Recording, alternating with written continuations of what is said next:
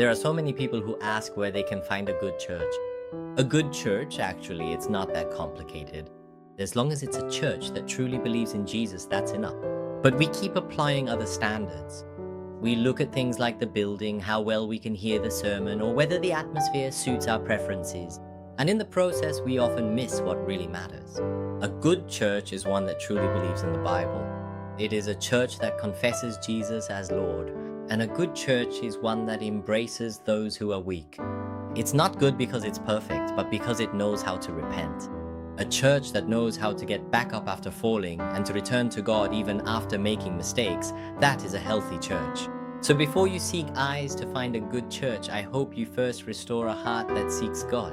If that heart is alive, grace will flow wherever you are.